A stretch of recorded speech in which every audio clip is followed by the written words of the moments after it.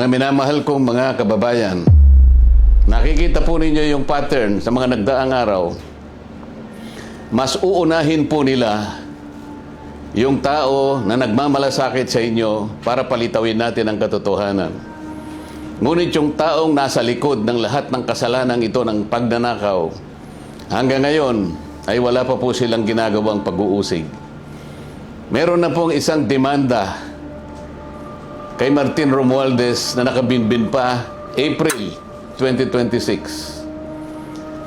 Yung isa na inakusahan na dating kalihim ng DPWH ay kanilang kinasangkapan upang siya din ay maging state witness.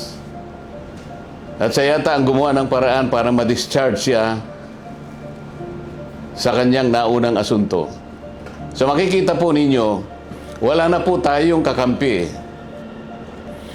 Ang kasalanan ko lamang po yung paglingkuran kayo, kung kasalanan pong matatawag yan. Na humarap sa kanila ng buong tapang para sa ganon ay malaman ninyo ang totoo. Malaman ninyo kung sino ang nagkasala sapagkat gusto nating papanagutin lahat ng mga taong ito. Ngunit kapag ako'y kanilang inaresto, hindi na po matutuloy yan. Akala po nila ay maililibing ito sa limot.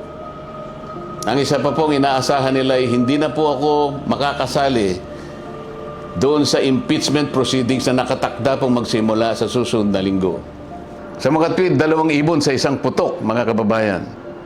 So talagang maliwanag na planado po ito, mga kababayan, kasi 2 linggo bago nagpahayag ang ating ombudsman, sinabi na rin ni Ping Lacson na tila siyam pa na senador ang makukulong.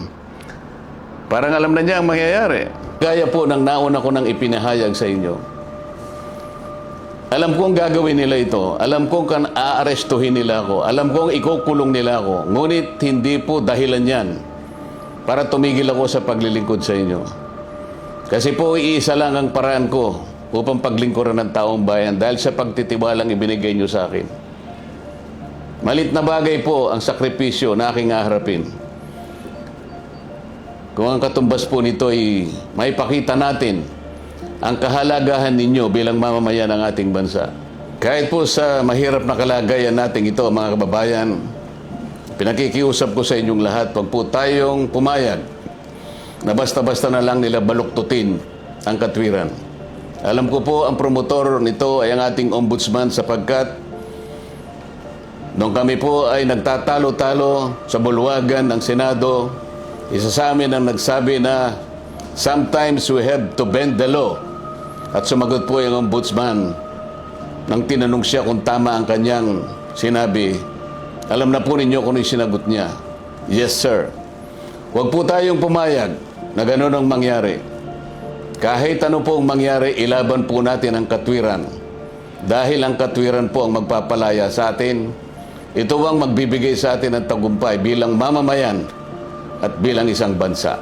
Naniniwala po kasi ako na kahit sa anong laban, lalo na po yung laban na para sa interes ng ating bansa, kinakasihan po tayo ng ating Panginoong Diyos. At hindi siya papayag na magtatagumpay ang nagbabaluktot ng katwiran. Kailanman ang kasamaan, mga kababayan, ay hindi po magtatagumpay.